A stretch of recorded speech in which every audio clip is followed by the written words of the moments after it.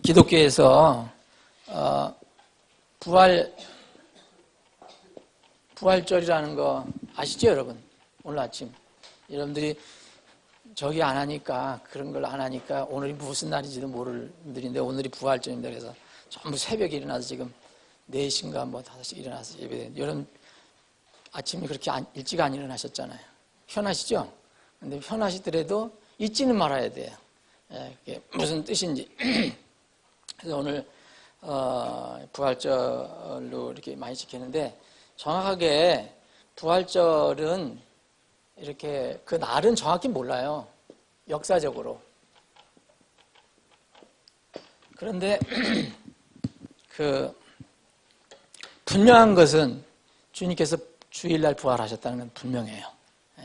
그래서 사실 뭐 1년에 한 번 이게 부활절 요란하게 하고 다 잊어버리는 것보다도 매 주일, 최소한 매 주일, 주일의 첫날, 일요일이 끝이 아닙니다. 많은 사람들이 일요일이 월요일부터 열심히 일하고, 직장에서 열심히 일하고, 토요일 날까지 일하고, 주일날 그냥 쉬는 걸로, 끝날 쉬는 걸 생각하는데, 그게 아니고 주일은 첫날입니다. 첫날, 하나님께 드리는 날. 그런 의미로 오늘 이렇게 부활을 한번 생각해 보시면 좋겠습니다. 오늘 계속해서 제10강 드림에 관해서 두 번째 시간입니다. 여러분들 지난주에 공부하신 분들, 드림의 첫 번째, 드림은 행위로 나타나는 사랑이다. 두 번째, 내가 드리는 이유가 무엇인가, 그리고 내가 어떻게 어디에 드려야 하는가, 중요한 부분을 살펴봤고요. 그리고 내가 드린 물질을 무엇을 어떻게 사용됩니까? 교회에서의 관리도 굉장히 중요하다는 것을 배웠고요. 오늘은 다섯 번째, 내가 무엇을 드려야 합니까? 그 타이틀로 살펴보겠습니다. 이 자료에 의하면 무엇을 드려야 할까? 드림이라는 게 기빙인데 무엇을 드려야 할까? 먼저 내 자신의 삶을 드려야 한다. 이 말은 그 고린도 후서 8장 5절에 있는 말씀입니다. 이건 바울 사도가 고린도 교회에 보낸 편지인데, 그 중에서 고린도 교회는 사실 이게 그 다른 교회들에 비하면은 부자 교회였거든요. 부자 교회. 그런데 이 교회에, 고린도 교회에 어떤 교회를 신례로 들어서, 예를 들어서 설명을 했습니다. 그 신례로 들어진 교회가 바로 마게도니아 교회, 마게도니아 지방에 있는 교회들. 그러면 우리가 얼핏 생각나는 게 마게도니아 지방에 있는 빌립보 교회, 데살로니가 교회. 근데 이 두 개 교회가 생각이 날 건데, 마게도니아라는 것은 더 큰 지역이고 빌립보나 데살로니가는 더 작은 도시를 얘기하는데, 이 두 개 교회가 여러분들이 생각이 날 겁니다. 이 성경을 보면. 근데 이 교회, 두 개 교회가 특성이 뭐냐면, 또 이렇게 물질적으로 가난했던 교회라는 거죠. 물질적으로 고린도 교회에 비교하면. 그래서 고린도 후서 8장 5절에 보면 이 바울 사도가 고린도 교회 성도들을 가르쳐 주면서, 교훈해 주면서 마게도니아 교회를 비유를 들었어요. 그래서 마게도니아 교회는 어떻게 했느냐? 먼저 자신을 주께 드리고, 이런 그 바울 사도가 이야기를 했어요. 이건 물론 바울 사도 이야기지만 하나님께서 주신 성령으로 감동된, 영감으로 주신 그 말씀이에요. 그러니까 하나님 말씀이죠. 하나님께서는 마게도니아 교회를 이렇게 예를 들어서 마게도니아 교회는 어떻게 드렸느냐? 먼저 자신을 주께 드렸다. 자신의 삶을 주께 드리고 하나님의 뜻에 따라서 바울 사도의 선교 사역을 해서 주었도다, 이런 말을 했습니다. 그래서 먼저 내 자신의 삶을 드려야 하는 것이다. 무엇을 드려야 할까 하면 우리가 흔히 생각할 때 무슨 간단한 먼저 물질만 생각하는데 마음이 안 되면 안 된다는 거죠. 나하고 하나님과의 관계에서. 그래서 자발적인 마음에서 이루어져야 되고, 물론 당연히 이건 억지로 하는 것이 아니고 예수 그리스도의 관계에서 사랑 때문에 이렇게 해야 된다는 것입니다. 그러면은 무엇을 드려야 되느냐? 내 자신을 드려야 된다. 그럼 내 자신 전 삶을 드려야 하는데, 그러면 드리는 어떤 그 분량에 대해서 성경은 어떻게 얘기하고 있는가? 이제 한번 살펴보겠습니다. 여기 첫 번째로 이제 이 11조를 얘기했는데, 우리 교회에서는 이거를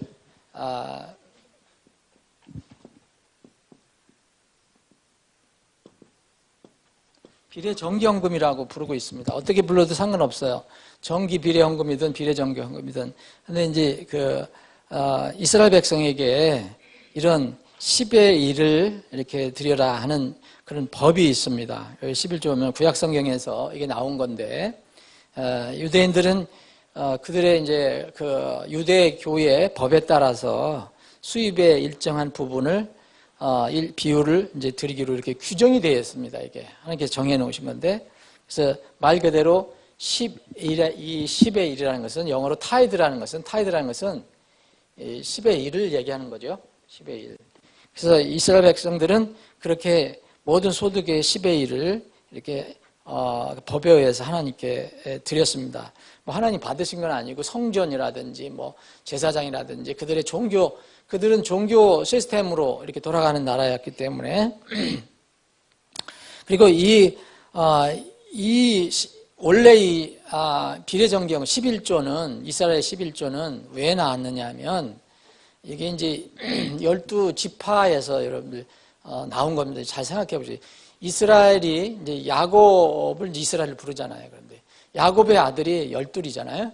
이제 12인데 이 12지파로 구성된 게 이스라엘이에요. 근데 이스라엘은 신정국가예요. 하나님을 섬기는 나라예요. 그러니까 어떤 지금은 그게 우리는 지금 폐지됐지만 성전을 줘놓고 성막을 줘놓고 거기에 지성소를 만들어 놓고 성소 만들어 놓고 또 법궤를 만들어 놓고 어떤 희생물을 드리는, 우리말로 쉽게 여러분들 하면 제사를 드리는 그런 시스템으로 돼 있었단 말이에요. 그러면 이 일을 계속 밤낮없이 해야 되는데 누가 해야 되느냐? 12지파 중에서 12지파에서 12지파가 국민으로 구성되어 있는데 외침도 들어오죠. 뭐 또 일도 해야죠. 적도 막아야죠. 여러 가지 일을 하려면 다 할 수가 없잖아요. 그래서 12지파 중에서 하나님께서 레위 지파만 특별히 지정을 합니다. 레위 지파를 지정을 해서 너희들은 기업이 없다, 상속물이 없다. 상속물이라는 것은 그때 12지파가 이제 다 가나안 땅에 들어가서 다 이렇게 자기 몫을 다 받았어요. 이 지파는 여기서 이 땅, 이 지파는 여기서 이 땅을 가져라. 다 나눴죠. 근데 유대의 이 12지파 중에서 레위 지파는 없어요. 그 기업을 안 줬어요. 유산을 안 줬어요. 땅을 안 줬어요. 왜 그러냐면 그 이유가 뭐냐면 하나님께서 레위 지파를 전적으로 성막 혹은 성전에서 하나님께 이렇게 희생물을 드리는 그 일에 전념을 하게 했단 말이에요. 이 지파를. 여러분 읽어보시면, 이제 구약을 읽어보시면, 그래서 이 지파는 땅이 없어요. 기업이 없어요. 그럼 어떻게 해야 됩니까? 이들이 어떤 살아나가야 되잖아요. 그래서 11지파가 자기들의 소득의 10분의 1을 레위 지파한테 준 거예요. 레위 지파. 그럼 여러분 레위 지파가 각 지파에서 10분의 1을 받았어요. 그러면은 어떤 면을 보면은 11몫을 받았잖아요. 근데 레위 지파도 또 10의 1을 드려요. 그래서 이 각 지파가 골고루 어떤 그런 재산을 갖게 됐다는 거죠. 그래서 이 레위 지파는 그런 특별한 임무를 맡았기 때문에 이 생계 사업을, 그러니까 일을 하지 않았던 거예요. 전념해서 하나님의 일만 하게 됩니다. 사실 그 11조가 이제 처음에 이렇게 시작이 된 율법적으로 시작된 것은 그겁니다. 이스라엘 백성에서. 그러나 그건 율법 이전에 이 11조라는 그 원리는 이 사람이 피조물이 하나님께 나는 피조물이요 하나님은 나를 지으신 창조주시고 나를 구원자이신 나의 하나님이라는 것을 고백하는 일종의 어떤 신앙 고백 차원에서 이게 시작이 됐어요. 그게 여러분들 누군지 아시죠? 아브라함이, 이건 율법이 생기기 전에요. 그 이스라엘 백성이 생기기 전에 창세기에서 아브라함이 이 멜기세덱을 이렇게 만나죠. 멜기세덱은 예수 그리스도를 상징하는 거예요. 족보도 없는, 근원도 없는 왕이라고 그랬어요. 의의 왕. 이 멜기세덱에게 창세기 14장을 보면 이 멜기세덱에게 자기의 소득을 10의 1을 드리는 장면이 나와요. 창세기 10장에. 그래서 여기 타이드라는 말이 나오거든요. 그래서 어떤 사람들이 얘기하는 것처럼 이게 율법이다. 그것만 아니에요. 원리는 그 전서부터 있었던 거예요. 예. 그리고 이제 그 율법이 시작이 돼서 이스라엘 백성에게 이게 들어왔고요.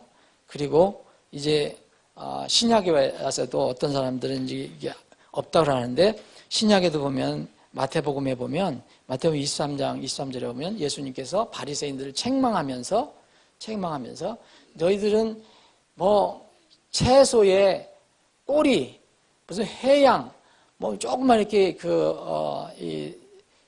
채소 같은 것을 수확하면서도 거기에 10분의 1을 정확하게 하나님께 드린다고 하면서 왜 그것이 상징하는, 그것을 근거로 하는 이 하나님의 공의, 긍휼, 이 믿음은 무시하냐. 그러시면서 예수님께서 이 11조를 하지 마라 아니고 이것도 해야 되고 저것도 해야 된다. 이게 무슨 얘기냐면 이 11조가 중요한 게 아니고 11조 그 뒤에 하나님과 자신이 어떤 관계가 중요하냐 그거죠. 그래서 이 긍휼과 공의와 믿음, 그것으로 해라. 그래서 율법의 더 중요한 문제인 이것에 너희들은 신경을 쓰지 않는다. 그냥 단순히 너희들이 11조만 한다, 자랑만 한다. 그러나 이 믿음, 긍휼, 공의, 이것도 당연히 너희들이 가지고 있어야 되고 그 11조도 해야 된다. 그런 얘기 했습니다. 그래서 여러분들이 지금 대충 이제 11조에 관해서 그 말씀을 드렸는데 11조에 관한 내용은 뭐 성경에 엄청나게 많이 나와요. 근데 이 이스라엘 백성은 여러분들 읽어보면 거기 신명기 12장이 거기 성경 구절이 나와 있잖아요. 말라기도 나오고 신명기 12장만 봐도 그 비례정경 11조는 그냥 한 부분이었어요. 이스라엘 백성은 번제물을 드려야 되죠. 희생물 드려야 되죠. 이거 말고 또 10의 1조를 드려야 되죠. 거제헌물 드려야죠. 뭐 무슨 서원헌물 드려야죠. 자원헌물 드려야죠. 이런 게 많았어요. 근데 이런 것들이 다 누구를 상징하느냐, 누구를 기다리고 있는 거냐? 예수 그리스도. 예수님이 온전히 하나님께 드려짐이 되잖아요. 이런 것을 이스라엘 백성들이 이제 알게 하시는 건데, 거기 자료 보겠습니다. 49페이지. 신약교회, 그러면 신약교회는 어떻게 해야 되냐? 우리 신약교회는 말 그대로 구약 이스라엘 백성이 아니에요. 이스라엘이 아니에요. 그럼 어떻게 해야 되느냐? 우리는 율법에 이스라엘 백성에게 주셨던 율법 개념으로 해서는 안 돼요. 그럼 뭐 어떻게 해야 되냐? 이 신약은 이 율법을 초월하는 겁니다, 여러분. 구약 성경의 원칙은, 영적인 원리는 우리가 이렇게 우리의 어떤 따라야 할 영적 모형들이 되는데, 10의 1만을 얘기하는 게 아니라 이스라엘 백성들은 정해진 율법만 딱 지키면 난 율법 지켰다고 얘기하잖아요. 근데 신약은 그렇지 않습니다. 왜냐하면 신약은 복음이 있어요. 복음. 여러분 복음 아시죠? 복음은 거래하는 게 아니에요. 타협하는 게 아니에요. 복음은 그냥 완전해요. 그러니까 복음은 하나님께서 우리를 위해서 아낌없이 아들 예수 그리스도, 하나님이신 아들 예수 그리스도를 완전히 아낌없이 주셨거든요. 우리가 또 그분을 통해서 죄를 이스라엘 백성처럼 매일 뭐 헌물을 드릴 때마다 죄를 용서받는 게 아니라 완전히 다 해결받았어요. 과거의 죄든 현재의 죄든 우리가 혹시 있을 미래의 죄든 내가 알고 있는 죄든 모르고 있는 죄든 큰 죄든 작은 죄든 세상에 있는 내가 살고 있는 세상에 살고 있는데 이 모든 나에 관련된 죄, 심지어는 내가 어머니 뱃속에서 어머니 배를 발질로 찬 것까지도 그만 죄라면 죄 아닙니까? 신약에서는 뭐 여러 가지도 아주 조그만 것까지도 다 죄라고 그랬어요. 사형에 해당되는 죄라는데 이런 것들을 예수님께서 하나님께서 예수 그리스도를 통해서 다 깨끗이 완전하게 정리를 해 주셨어요.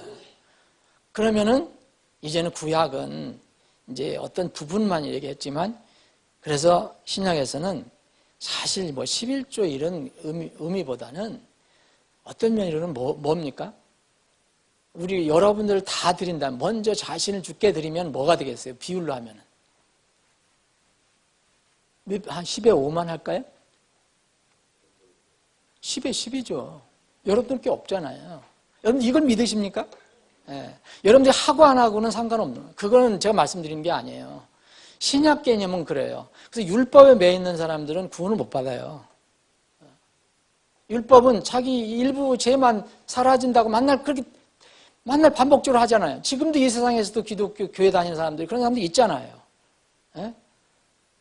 오늘 지은 죄, 한 주간 지은 죄, 한 달간 지은 죄, 이걸 또 저기 하고, 또 다음에 또 자기가 또 지으면 또 그 다음에 가지고, 끝이 없는 거예요. 이스라엘 백성이 그렇게 했잖아요. 계속. 근데 이것은 완전하게 할 수가 없다 그랬잖아요. 그래서 예수 그리스도로 인해서 완전한 제사를 끝냈습니다. 그때는 10의 1조, 뭐 자원, 헌물 이렇게 해서 드렸지만, 나머지는 자기가 마음대로 내 거라고 생각해서 썼을 거예요. 물론 이 이스라엘 백성들도 모든 것이 너희들 것이 하나님 것이다라는 것을 가르쳐줬지만, 율법적으로는 그렇게 했다는 거죠. 근데 지금 신약의 이 가르침을 아는 사람은 내 것을 주장할 수가 없어요. 복음을 알면. 왜냐하면 나를 완전히 사셨다고 그랬잖아요. 예. 그래서 내 것이 아니다. 고린도전서 6장에 보면 우리는 우리 것이 아니다 그랬잖아요. 누구 거? 주님 거. 근데 그거 가지고 뭐 따지고 뭐 10의 1이냐 10의 2냐 뭐 10의 0.5냐 이거 따질 필요도 없는 거죠, 사실. 그리고 그거 너 했느냐 안 했느냐 따질 필요도 없어요.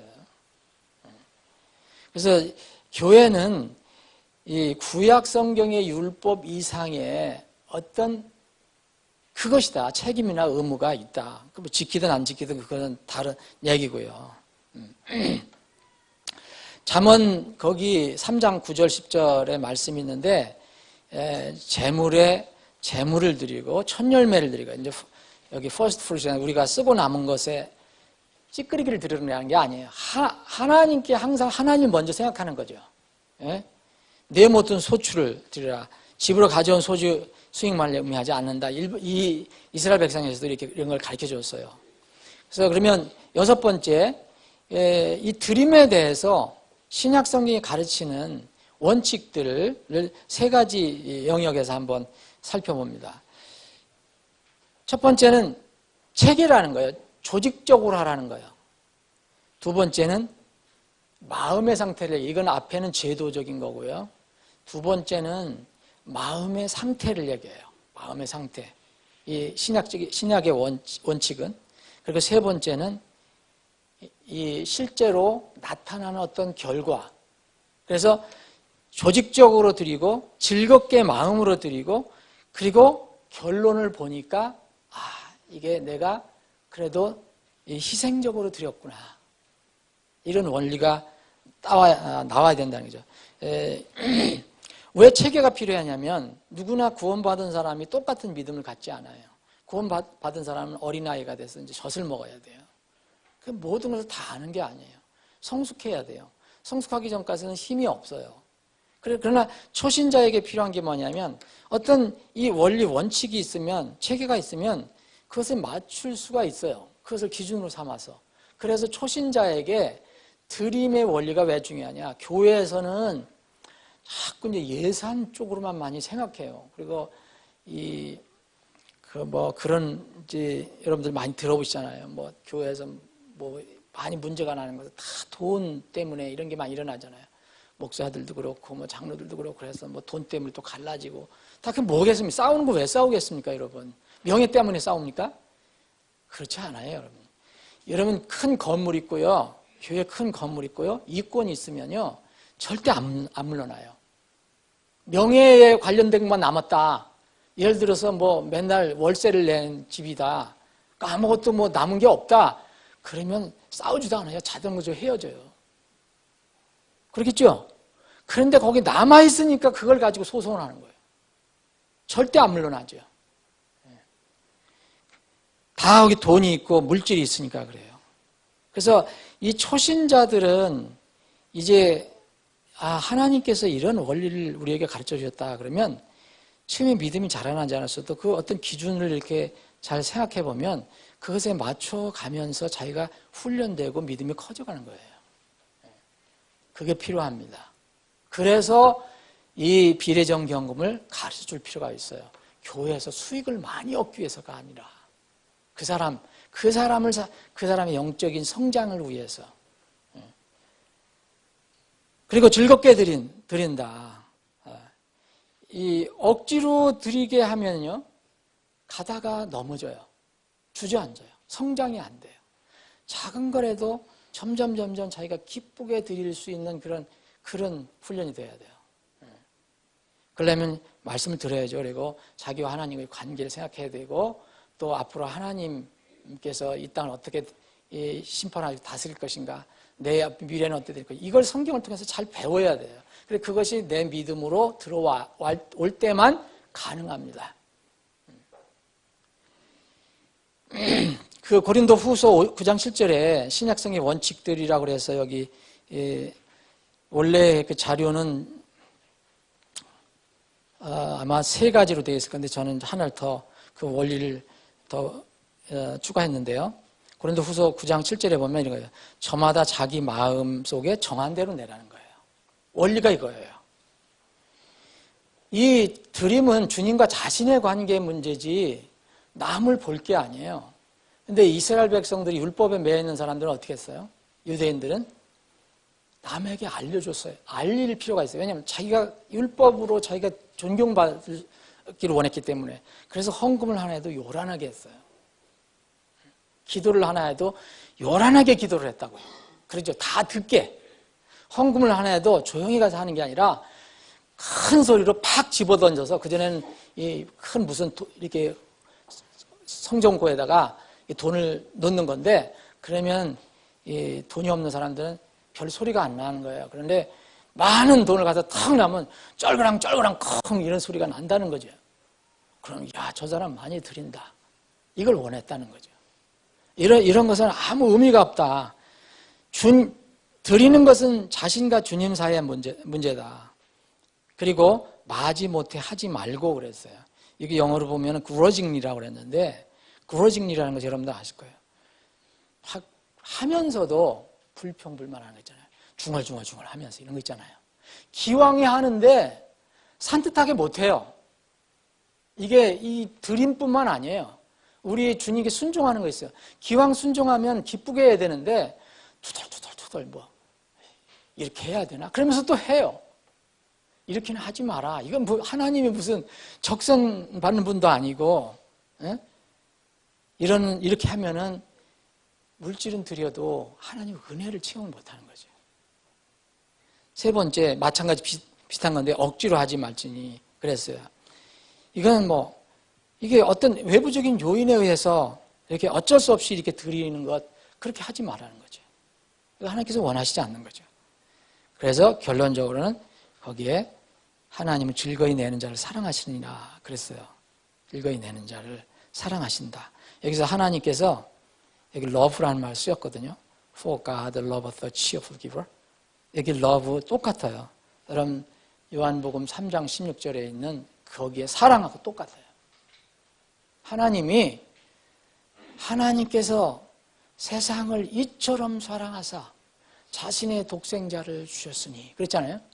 그 사랑, 하나님께서 세상을 사랑한 이 사랑과 하나님께서 정말로 금액에 불구하고 하나님과의 관계에서 기쁨으로 드리는 사람, cheerful giver, 이 사람을 사랑하신다 그래서 똑같은 용어를 썼어요. 대단하게 앞에 거는 요한복음 3장 16절은 엄청나게 큰 무슨 어떤 명분으로 생각하지만 똑같이 하나님을 사랑하신다는 거예요. 여러분들이 작은 물질이라도 하나님과의 관계에서 정말로 하나님을 위해서 드린다 그러면 하나님은 그걸 받으시는 것도 아니고 하나님의 영광, 하나님의 사역, 그 주님의 몸된 교회 이렇게 해서 드리는 사람을 하나님이 love 하신다. 희생적인 드림, 책에 즐겁게 드림, 희생적인 드림을 했잖아요. 그럼 결론적으로 보면요, 나중에 드리고 보면은, 희생적으로 드린 것이 자기가 스스로 보면 희생적으로 드렸구나, 내가. 이렇게, 그것은 뭐냐면, 어떤 때는 내 분량 이상으로 드렸구나. 이게 진정한 드림이죠. 그냥 어떻게 깨를 쓰고 빼고 뭐 이렇게 해서 나중에 해보니까 희생적인 드림은 아니었더라. 그러면 그건 진정한 신약 성경의 그 드림의 원칙에서는 해당되지 않는 것입니다. 다른 드림에 관한 원칙들이 있습니다. 이 드림도 모든 성경 신앙생활과 똑같이 적용될 수 있는 건데, 신앙생활은 여러 분야가 있잖아요, 여러분. 신앙생활 지금 오늘 드림 줘야지만 전도 있죠, 기도 있죠, 찬양 있죠, 교제 있죠, 서로 이렇게 사랑으로 구제하는 거 있죠, 여러 가지 있잖아요. 이런 것들을 이 드림만뿐이 아니고 다 해당되는 건데, 특히 바울 사도는 이 드림에 관해서 이 원리를 썼어요. 이 씨 뿌리는 거하고 거두는 법칙. 기도도 마찬가지고요, 헌신도 마찬가지고 전도도 마찬가지예요. 우리가 지금 그거를 이 결과를 정확하게 계량을 못해서 그럴 뿐이지, 하나님은 하나도 그냥 적당히 흐트러지게 이렇게 버리시는 분이 아니라는 거죠. 고린도후서 9장 6절을 보면 이런 말씀이 있어요. 다만 내가 말하려는 바는 이것이니 곧 인색하게 뿌리는 자는 또한 인색하게 거둘 것이요 후하게 뿌리는 자는 또한 후하게 거두리라는 것이다. 그래서 뿌림과 수확의 법칙이 여기 나오거든요. 여러분, 지금 이건 실제 우리가 농부가 된다면 똑같은 거죠. 그렇게 뿌린 대로 나오지요. 그렇게 거둡니다. 안 뿌리면 안 나와요. 많이 뿌리면 많이 나와요. 적게 뿌리면 적게 나와요. 근데 이 원리를 바울 사도는 이 드림에 관해서 연결했습니다. 뿌리긴 뿌리는데 인색하게, 이렇게 그러징리 막 불평불만하면서 억지로 마지못해 하고 막 이렇게 하는 경우는 그 열매를 걸 때 보면 정말 그 열매가 빈약하다는 것을 알게 된다는 거죠. 그렇게 거둔다는 거예요. 그리고 후하게, 제너럴스하게 이렇게 드리면 또 그대로 결과대로 후하게 거두어드린다. 농부가 씨를 많이 뿌리고 열심히 이렇게 가꾸고 하면 가을에 이렇게 수확을 많이 거두는 것처럼 이런 원리가 있다. 아까도 말씀드렸지만 드림에 관한 다른 원칙 중에 그 신약교회의 어떤 드림은 단순한 비례정경금, 물질적인 그거 이상이다. 나의 삶을, 나의 소유를 다 주님께 드린다는 그런 차원에서 드리는 것이다. 여러분들이 물질만 생각하지 마시고 여러분들의 건강, 여러분들의 재능, 여러분들 다른 사람과 비교해서 다른 사람들보다 잘하는 것 또는 다른 사람들이 못하는 것, 또 심지어는 여러분들의 성격, 좋은 성격, 여러분들의 지식, 학문, 여러 가지 은사, 이런 것들을 전부 다 해당되는 겁니다. 시간, 여러분들 시간. 여러분들 다 24시간 주어지지만 어떤 사람은 직장생활이 바쁘고 어떤 사람은 좀 여유 있고 그러면 그것을 어떻게 드릴 것인가. 이게 다 여기에 해당이 된다.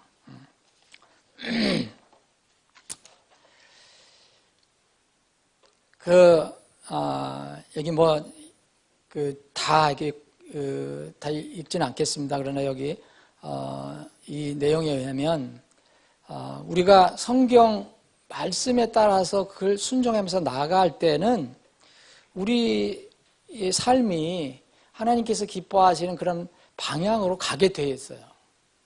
그럼 여러분들 마음도 이렇게 평안해지고 또 주님을 닮아가는 그런 모습이 나타나게 되죠.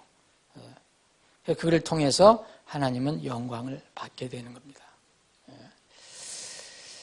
다시 한번 여기 자료는 얘기합니다. 이것은 우리가 드리는 것, 뭐 자원이든 재능이든 시간이든 이런 것은 사랑의 문제다. 주님과의 사랑, 관계의 사랑의 문제다. 여러분들이 누구를 사랑하면 아내를 사랑하고 남편을 사랑하고 가족을 사랑하고 누구 친구를 사랑하면 뭔가 주려고 하잖아요. 똑같습니다. 시간도 주려고 그러고 내 거 마음도 주려고 그러고 또 뭐 또 사주려고 그러고 맛있는 것도 사주고 맛있는 좋은 거 선물도 주려고 이게 다 똑같아요. 이게 사랑의 원리라. 그래서 이 사랑에서 나오는 드림이 돼야 된다. 왜 이 비례정기헌금이 또 의미가 있냐면 저는 그 원리는 알았지만 제가 미국에서 공부할 때 내가 한두 번 여러분들에게 말씀드렸어요. 미국에서 공부할 때 어느 교수님이 고린도 전후설 공부했을 때였던 것 같아요. 근데 그분이 미국은 이게 그 한 주에 이게 주급이 나오기도 해요. 이제 기억하기로는 이 1주인가 2주 주급을 받았다고 그랬어요. 교수가. 어떤 때는 이제 월급도 받는데 그러면서 그 교수님이 한 이야기가 뭐냐면 자기는 누가 11조가 율법적이다 아니다 이게 논쟁하지 않겠다 하면서 자기는 이 수표를 그 사람들은 수표를 받잖아요. 우리처럼 지금은 어떤지 모르지만 그때는 항상 수표를 받았어요.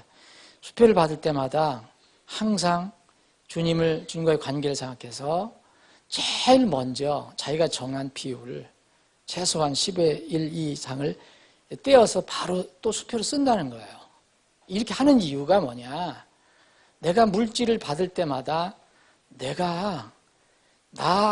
이게 스스로 사는 게 아니고 내 주인은 하나님이고 나는 하나님께 갈 것이고 또 나는 하나님에 의해서 사는 것이고 그래서 그거를 고백할 수 있는 가장 쉬운 방법이 2주인가 하여튼 2주에 한 번씩 나를 기억하게 하는 건 이거다. 내가 수표를 받을 때 그 수표에서 내가 또 이렇게 드리는 물을 수표를 쓸 때 생각한다. 그래서 저는 그때 그 이야기가 제가 이렇게 실감 있게 말씀 못 드린 것 같은데 근데 굉장히 와닿았어요. 지금도 안 잊어버려져요. 그 교수님이 한 이야기가 자기를 이렇게 하나님과의 관계를 늘 인식할 수 있는 잠깐 동안의 시간. 그래서 그런 의미로도 참 이게 좋은 거로구나. 나에게 영적으로. 지금 요 기본적인 질문, 이건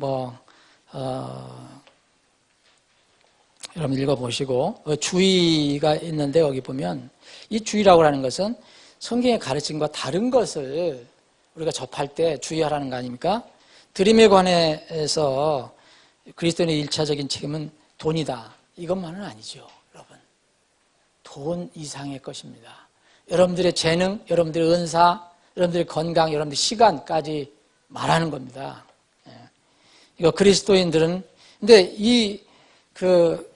좀 성경적이지 않은 교회, 성경적이지 않은 그런 목회자들, 사역자들은 돈만 얘기를 해요.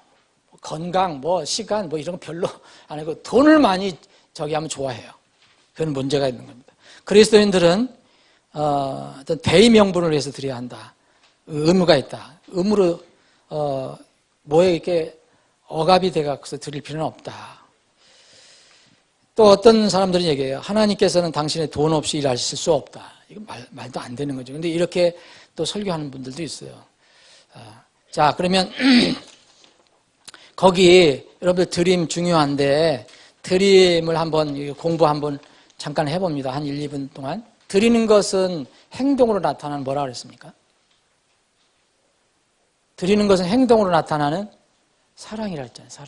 사랑. 우리가 하나님, 예수님께서 너는 나를 사랑하느냐? 그럼 내 명령을 따르라 했거든요. 나를 사랑하면. 주님께서 명령을 주셨어요. 그러니까 이 명령 중에 하나가 드림인데, 드림은 내가 하나님을 사랑한다는 하나의 행동입니다. 하나님께서 우리를 위해 어떻게 그분의 사랑을 증명하셨습니까? 그렇잖아요. 요한복음 3장 16절 말씀드렸잖아요.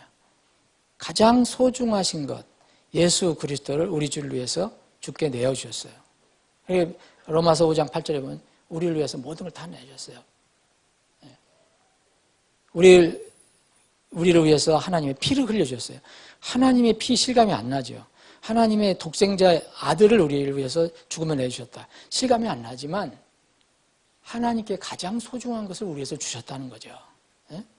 그래서 그분께서 우리를 이렇게 사랑하신 걸 증명하셨다는 거죠. 로마서 5장 8절은 그거 아닙니까? 이렇게 우리에게 주셔서 그분께서 우리를 향한 사랑을 확증하셨다 그랬잖아요. 입으로만 하신 게 아니고.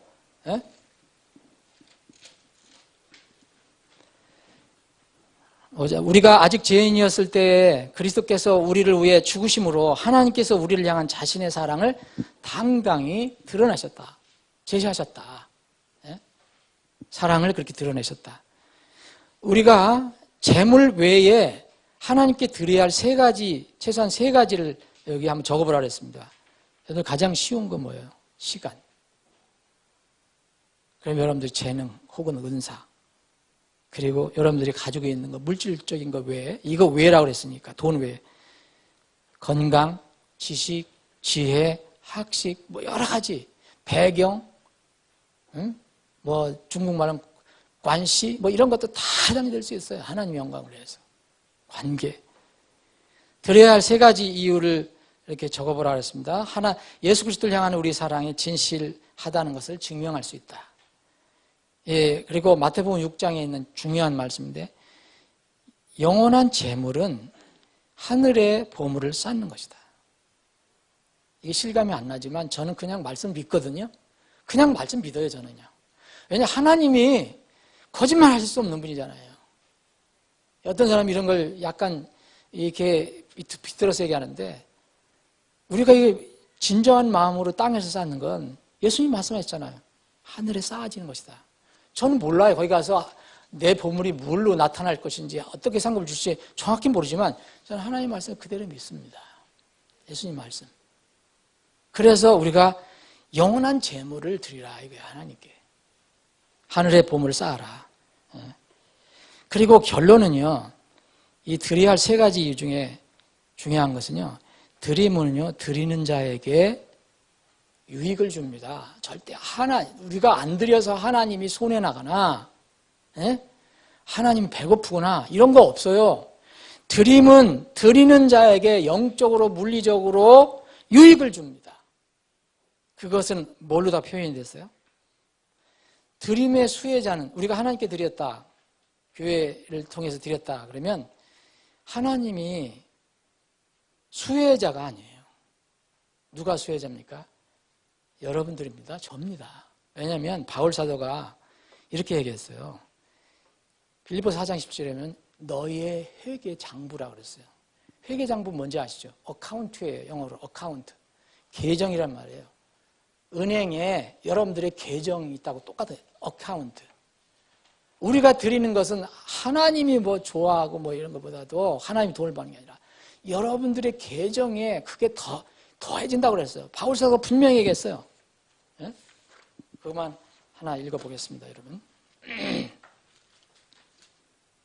빌립보서 4장 17절, 16절. 심지어 데살로니가 있을 때 너희가 한 번, 두 번 내게 피를 위해 보내었느니라. 나는 선물을 바라지 아니하며 오직 너희의 회계 장부. 여기 너희의 회계 장부가 뭐로 되어 있습니까, 영어로? Your account.